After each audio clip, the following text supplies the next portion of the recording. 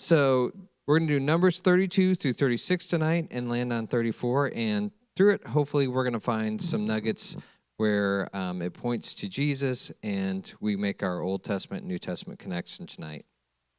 So just to wrap it all up, we started back in Exodus. We started with an enslaved people, a special baby that grows up, leaves Egypt to go to Midian, runs into a burning bush. Then he heads back to Egypt, the plagues, crosses the Red Sea, stood at Sinai, wandered in the wilderness, buried an entire generation, and watched a new one rise, and now we're at the edge of the Promised Land. And so we've discussed all of this, and now we kind of start to see a lot of things just get wrapped up here. This is a lot of loose ends that just get tied up. So in 32, first of all, we start with the tribes of Reuben and Gad and half of Manasseh come up to him, and they say, and I'll start reading in verse 2. They came to Moses, Eleazar the priest, and the other leaders of the community, and they said, "Notice the towns," and I'm not going to read them all.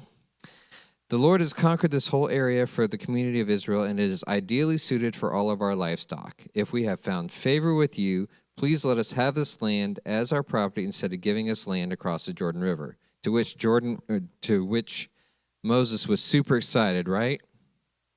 No. What did Moses hear when they started saying that? He started going back to Numbers 13 and 14. What happened back there? That was when the spies came back, right? They didn't want to cross over. So Moses is having a little PTSD right there. He's flashing back like, hold on, wait a minute. And you see that here. He goes, "Do you intend to stay here while your brothers go across and do all the fighting?" Moses asked the men of Gad and Reuben, "Why do you want to discourage the rest of the people of Israel from going across to the land the Lord has given them? Your ancestors did the same thing when I sent them from Kadesh Barnea to explore the land. After they went up to the valley of Eshcol and explored the land, they discouraged the people of Israel from entering the land the Lord was giving them. Then the Lord was very angry with them, and he vowed, of all those I rescued from Egypt, no one who is 20 years old or older will ever see the land I swore to give Abraham, Isaac, and Jacob, for they have not obeyed me wholeheartedly. The only exceptions are Caleb, son of Jephunneh, the Kenizzite," and I'm sure I'm butchering all of that, "and Joshua, son of Nun, for they have wholeheartedly followed the Lord. The Lord was angry with Israel and made them wander in the wilderness for 40 years until the entire generation that sinned in the Lord's sight had died." So he recapped all that. Why did he recap all of that there? Any guesses? Well, it's foreshadowing. But is this the same generation that was there back then? No, he's recapping. Like, this is same song, second verse, guys. I've been here, done that. We're not doing this again. That's essentially what he's saying. In case you forgot, your parents already pulled this stunt, and it did not work out well for them. And so, but here you are, a brood of sinners, doing exactly the same thing. You're making the Lord even angrier with Israel. If you turn away from him like this and he abandons them again in the wilderness, you will be responsible for destroying this entire nation. No big deal, right? You will wipe out the nation. And why? And Moses had a pretty good reason for saying that, right? It wasn't him just being super dramatic, right? Because every other time they turned their back on God, what did God say? "Step away so I can wipe them out, and I will start fresh with you." So Moses isn't just being dramatic. He isn't exaggerating. He's literally saying, listen, we do this again, you're on your own. I'm sorry, you're done. But they approached Moses and said, "We simply want to build pens for our livestock and fortified towns for our wives and children. Then we will arm ourselves and lead our fellow Israelites into battle until we have brought them safely to their land. Meanwhile, our families will stay in the fortified towns we build here, so they will be safe from any attacks by the local people. We will not return to our homes until all the people of Israel have received their portions of land. But we do not claim any of the land on the other side of the Jordan. We would rather live here on the east side and accept this as our grant of land." Then Moses said, if you keep your word and arm yourselves for the Lord's battle, and if your troops cross the Jordan and keep fighting until the Lord has driven out his enemies, then you may return when the Lord has conquered the land. You will have fulfilled your duty to the Lord and to the rest of the people of Israel. And the land on the east side of the Jordan will be your property from the Lord. But if you fail to keep your word, then you will have sinned against the Lord, and you may be sure that your sin will find you out. Go ahead and build your towns for your families and pens for your flocks, but do everything you have promised. And they replied, you bet, we got you. So they were different than their parents, right? How were they different? They wanted to obey God. So same circumstance, getting ready to cross over the land, and they didn't have to make the same mistakes their parents did, right? Our past failures don't define us. Our parents' failures, our parents' mistakes don't have to define us. Did they follow through? Let's go to Joshua 22, 1 through 4. Somebody want to pull that up real fast? There's only a handful of you, so y'all can't just look down and pretend I don't see you. Don't look at me, Brent. Don't look at me. You got it? Go for it. 1 through 4, please.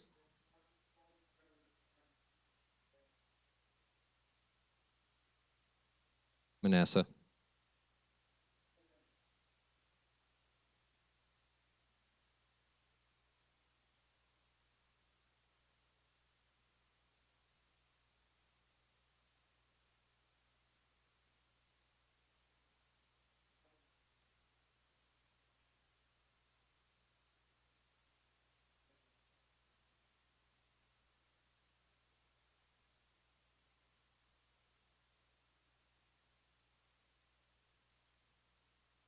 So they actually did what they said they were going to do.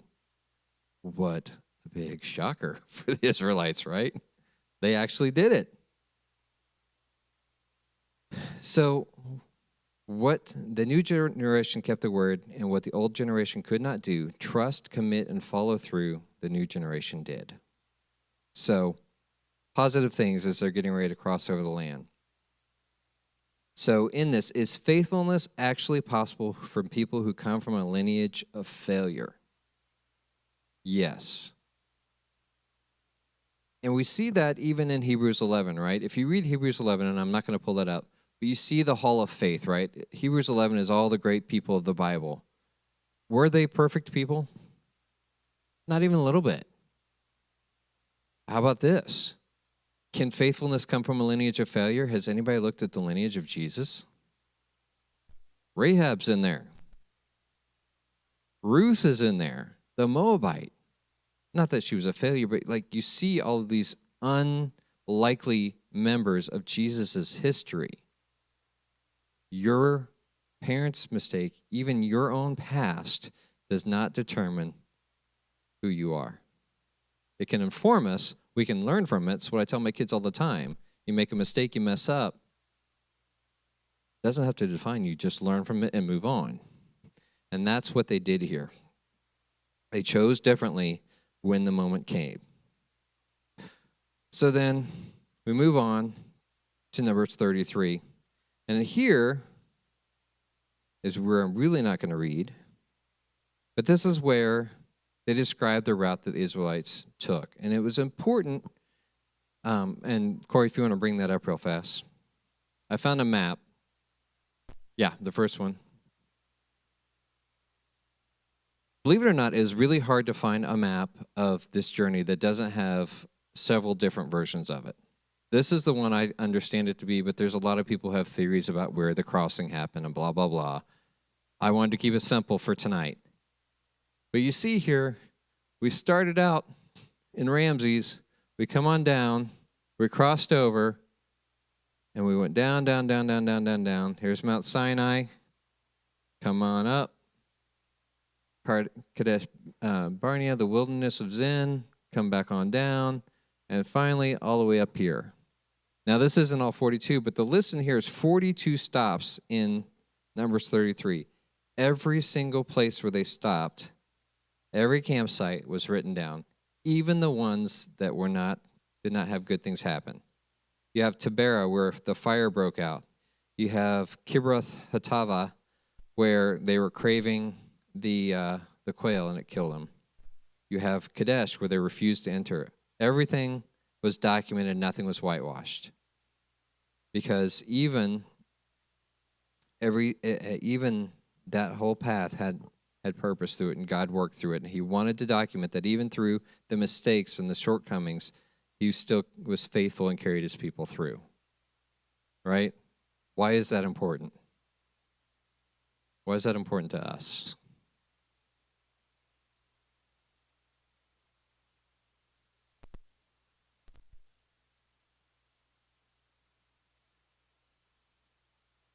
God's faithfulness.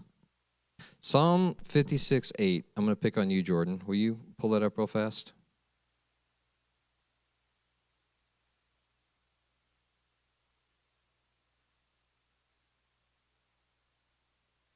Yes, Psalm 56, verse 8.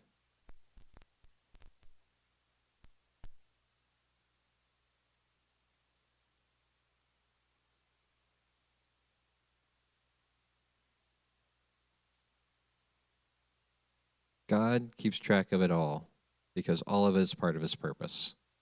And we see that, and this is where we see the New Testament revealed, right, in Romans 8:28. Does anybody know what that is off the top of their head?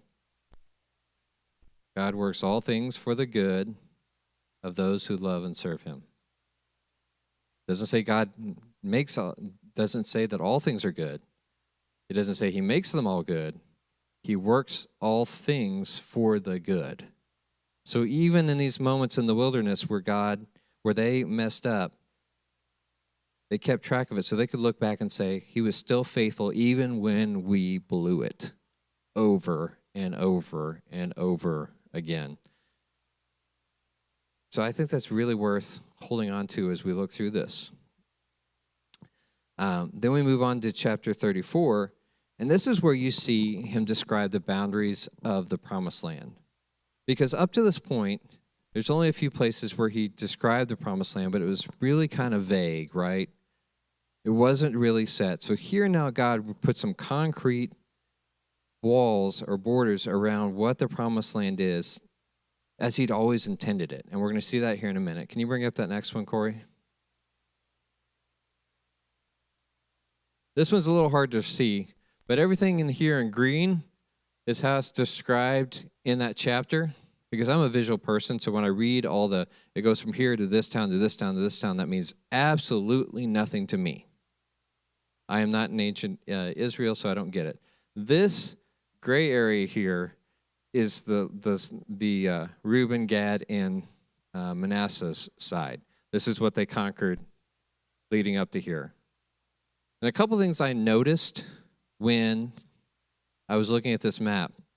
The very bottom is Kadesh Barnea. Does anybody remember the significance of that town? Numbers 13. Back to that word again. That's where they set off the spies from. So technically, Moses was on the southern border, what would eventually be the promised land. It got conquered much later in Joshua, but eventually it would be the promised land. I thought that was kind of interesting.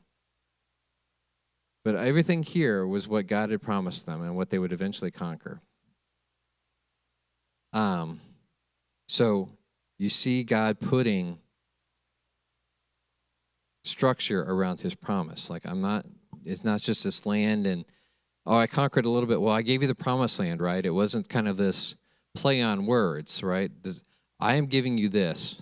I have defined what all is going to be yours and what I expect you to conquer. Why would God do that? Why would God now say, this will be the boundaries of your land? Why is that important that he did that there before they went across?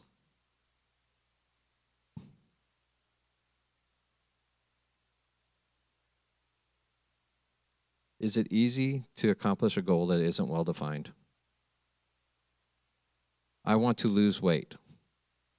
I lost a pound. I lost weight. Is that really accomplishing a goal? Not really. So, two things God, in my opinion, God accomplished with this. One, he's not giving them an out to say, well, I conquered a few cities over here. We're good. We're conquered. Because what did God want the people to do as he was going through, as they were taking the promised land? They were to get rid of some people, right? They're handing out some evictions. And honestly, and this is where the not so pretty part of the Bible, they were handing out evictions from life to entire people groups. So God not only wanted to give them a promised land, but he needed to deal with some very, very evil, sinful people at the same time. So not only am I giving you this land, I have a job for you to do, and this will be what it looks like when you're done. And those people will be driven out, and this will be yours, and you will be my people, and I will be your God. And so, again, they can't just cross over. I conquered Jericho and Shechem, and that's good. We don't need that much space. We're good, right? Because then they're still surrounded by all those people. And spoiler alert, they don't actually drive everybody out like they're supposed to, and that causes problems down the road. But that's for another time and another discussion. But God gave them the goal. He defined it for them. And also to say that I wasn't playing. I have thought this through. Let's pull up Genesis 15. What?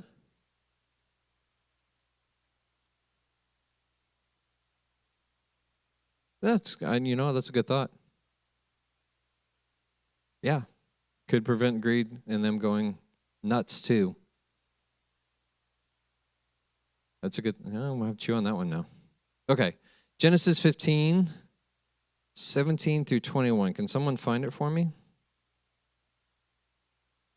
You have it? All right, Heidi, will you read it, please?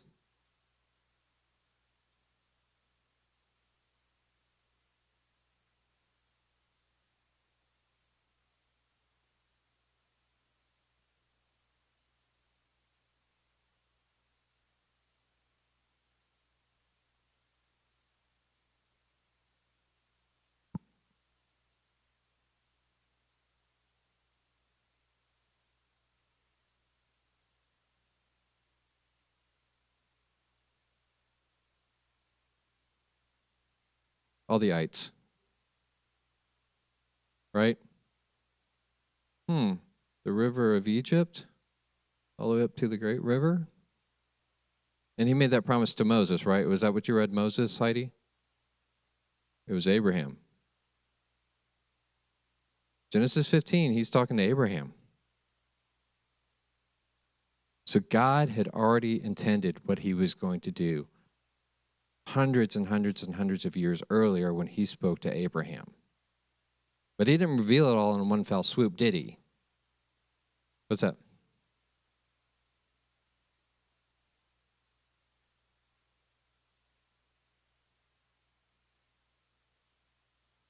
That's a good connection to the New Testament. He prepared a place for you. He has prepared a place for them. And even all the way back in Genesis 15, when, they were just migrants. They, lived in caravans and in tents, and they moved from here to here. They were nomads. That's the word I was looking for, nomads. You see, if you're reading through Genesis and you're reading some of the travels of Abraham and Isaac and even Jacob, you'll see where they kind of bounce around in this area a little bit. And sometimes, Beersheba, that shows up down in Genesis and some of that. So God's telling them, I'm going to give you all this land from the river of Egypt all the way up to the Euphrates. So we see that God puts structure around his promise. He always had a specific idea, even hundreds of years earlier. In Numbers 35, we start talking about cities of refuge. Again, this is where we're tying up some bows, because what's happening here is we're getting to the end of Moses' life. And so he's got to finish some things up. They're on that border. They're not ready to go over yet because he can't go yet. He can't go.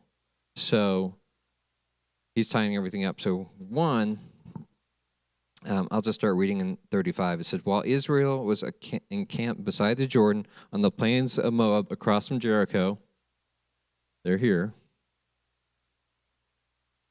The Lord said to Moses, command the people of Israel to give the Levites from their property certain towns to live in, along with surrounding pasture lands. These towns will be for the Levites to live in, and the surrounding lands will provide pasture for their cattle, flocks, and other livestock. The pasture land assigned to the Levites around these towns will extend 1,500 feet from the town walls in every direction. Measure off 3,000 feet outside the town walls in every direction, east, south, west, and north, with the town at the center. This area will serve as a larger pasture land for the towns. Why did he give the Levites towns?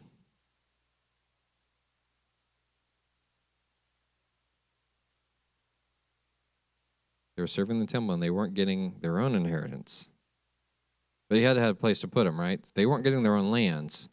But because the Levites stood in as the firstborn offering for all of the Israelites, as he was their specially selected people to represent them and serve God on their behalf, from each of their lands, all 12 of them, actually all 11 of the other ones, because Levi was one of the 12, they needed to give some towns for these Levites to be stationed throughout. In those towns, though, starting in 6, it says, 6 of those towns you give the Levites will be cities of refuge, where a person who has accidentally killed someone can flee for safety. In addition, give them 42 other towns. In all, 48 towns with the surrounding pasture land will be given to the Levites. Skipping ahead. The Lord said to Moses, give the following instructions to the people of Israel. When you cross the Jordan into the land of Canaan, designate cities of refuge to which people can flee if they've killed someone accidentally. Those cities will be places of protection from a dead person's relatives who want to avenge the death. The slayer must not be put to death before being tried by the community. Designate 6 cities of refuge for yourselves, 3 on the east side of the Jordan, and 3 on the east side of the Jordan, and 3 on the west. And those are actually here, here, and here, Kadesh, Shechem, and Hebron. So you notice how they're nicely spaced throughout all the land. 6 cities of refuge. These cities are for the protection of Israelites, foreigners living among you, and traveling merchants. Anyone who accidentally kills someone, that's important, accidentally kills someone, may flee there for safety. But if someone strikes and kills another person with a piece of iron, it is murder, and the murderer must be executed. Or if someone with a stone in his hand strikes and kills another person, it is murder, and the murderer must be put to death. Or if someone strikes and kills another person with a wooden object, it is murder. I think we get it. You hit somebody, you kill them, it's murder. The victim's nearest relative is responsible for putting the murderer to death. So this is where we see the avenger, right? When they meet, the avenger must put the murderer to death. So if someone hates another person and waits in ambush and then pushes him or throws something at him and he dies, it is murder. Skipping ahead. 22. But if someone pushes another person without having shown previous hostility, or throws something that unintentionally hits another person, or accidentally drops a huge stone on someone, though they were not enemies, and the person dies, if this should happen, the community must follow these regulations in making a judgment between the slayer and the avenger, the victim's nearest relative. The community must protect the slayer from the avenger and must escort the slayer back to live in the city of refuge to which he had fled. There he must remain until the death of the high priest, who was anointed with the sacred oil. But if the slayer ever leaves the limits of the city of refuge and the avenger finds him outside the city and kills him, it will not be considered murder. The slayer should have stayed inside the city of refuge until the death of the high priest. And I'm going to be truthful, I don't understand why it's significant with the death of the high priest. Because I don't think anybody, if it's me, if somebody accidentally kills my wife, the high priest dying is not going to stop me wanting to deal with that, right? I don't understand that. But God's making a provision here for justice, right? This doesn't mean there isn't going to be a consequence there. It doesn't mean there's not going to be a trial. It's calming down some tempers, right, until justice can be served.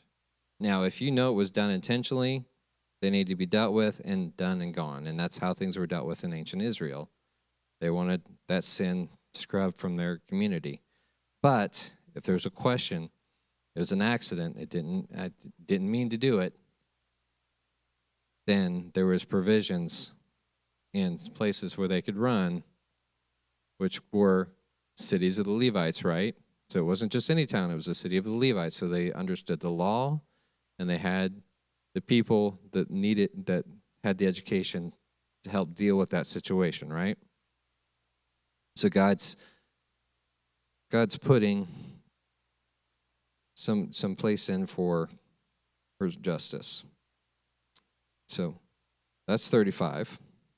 Then we jump to, if we pull up Hebrews 6:18, it makes a connection to the New Testament, where it says, "We who have fled to take hold of the hope set before us." Is kind of this wink and this nod of fleeing to a city of refuge.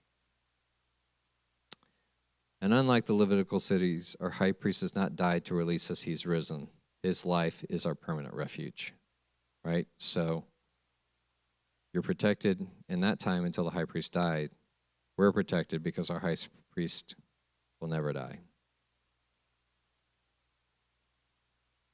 So, Jordan, you look like you have some deep thoughts. Yeah.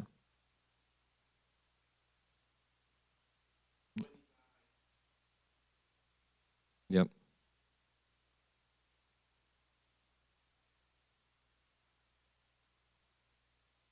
Yeah.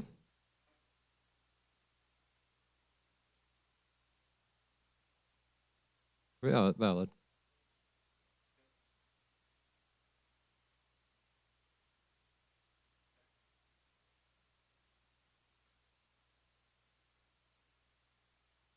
Mm-hmm.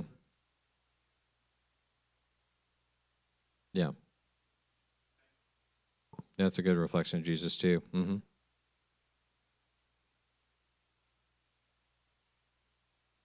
Right? Well, hopefully there's not a lot of people accidentally getting killed. But all right. Numbers 36. Now we're tying up one last loose ends, and we see the daughters of Zelophehad again. So starting in verse 1, it says, "Then the heads of the clans of Gilead, the descendants of Machir, son of Manasseh, son of Joseph, came to Moses and the family leaders of Israel with a petition. They said, 'Sir, the Lord instructed you to divide the land by sacred lot among the people of Israel. You were told by the Lord to give the grant of land owned by our brother Zelophehad to his daughters. But if they marry men from another tribe, their grants of land will go with them to the tribe in which they married. In this way, the total area of our tribal land will be reduced. Then when the year of Jubilee comes, their portion of land will be added to that of the new tribe, causing it to be lost forever to our ancestral tribe.'" So they're bringing up a good point. Like, you're getting ready to cross, you're getting ready to divvy out land. You already promised it to these girls, but you also said that the land's supposed to stay with the tribes. You can't transfer from tribes. Talked about the year of Jubilee, and that's all done in Leviticus, which we skipped over, but there's a whole lot around the land and how it can be sold and given back and all these things. And so they're just bringing up a legal matter. Like, hold on. We're all fine with you giving it to the daughters, but if they marry outside of the tribe, what then?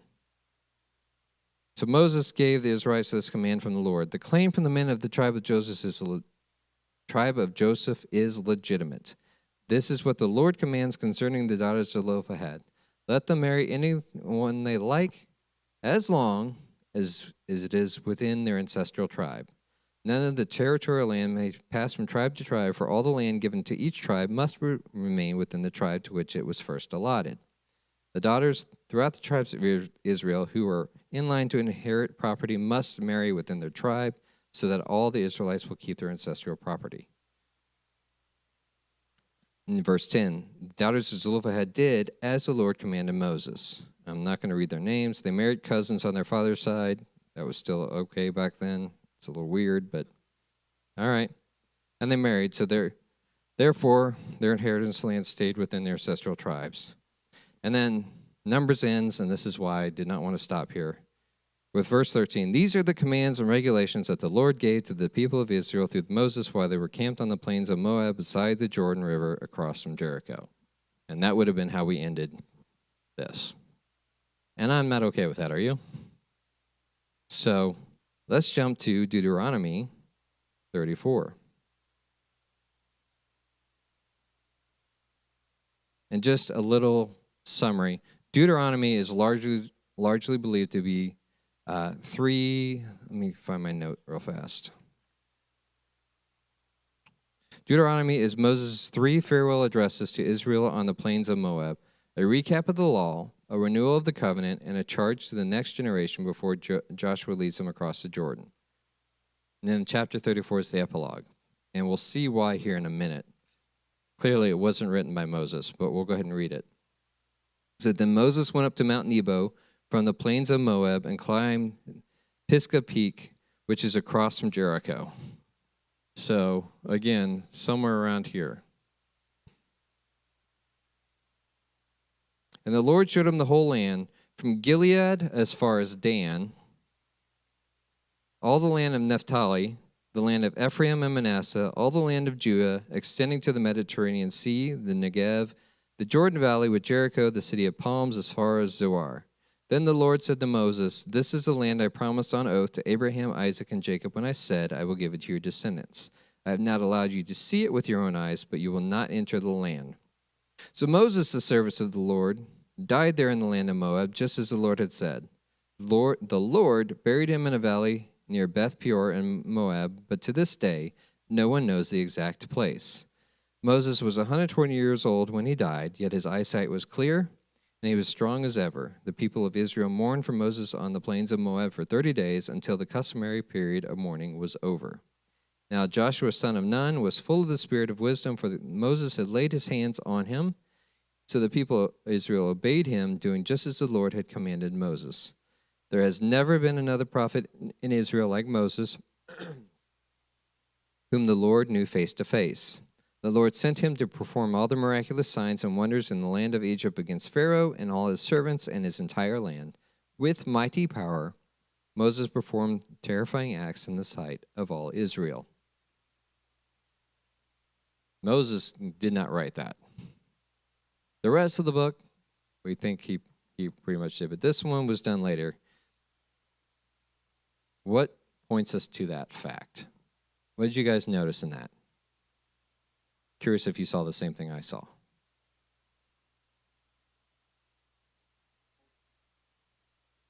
What's that? Moses referred to in the third person. An outside perspective. It's very effusive. It did. But there's one part that jumped out at me this time that I had not seen before. And this is one, you read the Bible over and over again, and sometimes you just miss something until it smacks you in front of the face. When the Lord showed Moses the whole land, did you notice that he described the territories of the tribes? Did they exist then? No. This is how we know it was written after the fact, right? Because showed him the whole land, Gilead as far as Dan, all the land of Naphtali, and the land of Ephraim and Manasseh. Those had not been delegated out yet. But it's still cool, right? Where Moses got to see it, God said, I can't change my word. I'll let you see it, but this is where we say, I bring you home. So this is what happens when I riff. And then, and since then, no prophet has risen in Israel like Moses, whom the Lord knew face to face with God, 40 years leading a complaining, rebellious, and wandering people. And he was faithful to the end. Never entering the land he prepared a generation to receive. And here's an interesting thought. The measure of Moses' life is not that he completed the journey. It was that he was faithful with God, what God gave him to do. He didn't get to go into the promised land. He didn't technically complete the journey, did he? But we don't honor him for that. We honor him because he was faithful, even when the plan changed, even when he messed up. And God said, you won't see the promised land. I don't know if it was me. I'd been like, okay, well, I'm out. There's no point for me dealing with all these people anymore if I can't go in the promised land. But he was still faithful. So I think that's worth hanging on to. If we jump ahead to Matthew 17, verses 1 through 3, somebody want to pull that up?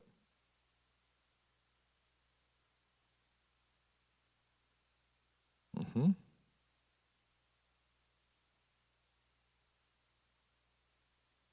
They're racing. Sword drill.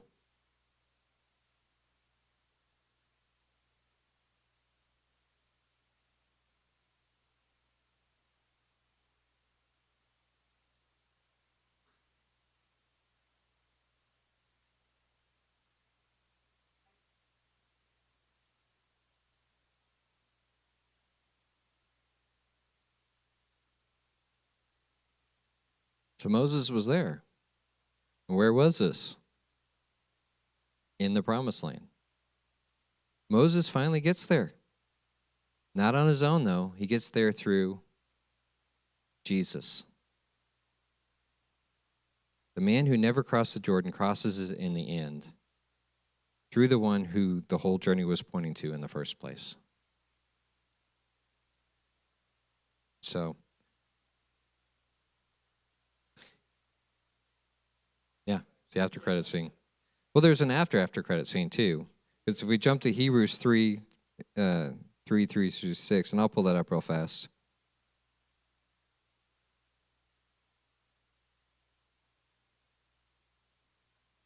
This is where the writer of Hebrews is talking about Jesus is greater than. If you guys remember, we did that sermon series, I think about a year ago. It says, but Jesus deserved more glory than Moses, just as a person who builds a house deserves more praise than the house itself. For every house has a builder, but the one who built everything is God. Moses was certainly faithful in God's house as a servant. His work was an illustration of the truths God would reveal later. Our little Augustine quote there. But Christ, as the Son, is in charge of God's entire house. And if we are God's house, and we are God's house, if we keep our courage and remain confident in our hope in Christ. So we see Jesus is the greater Moses. So a lot of connections there. And just to wrap everything up, and then we're going to do a little bit of small group time. But we started, Moses is a baby, the burning bush, we walked through the Red Sea, Sinai, buried a generation, watched a new one rise, and now we stood on Mount Nebo.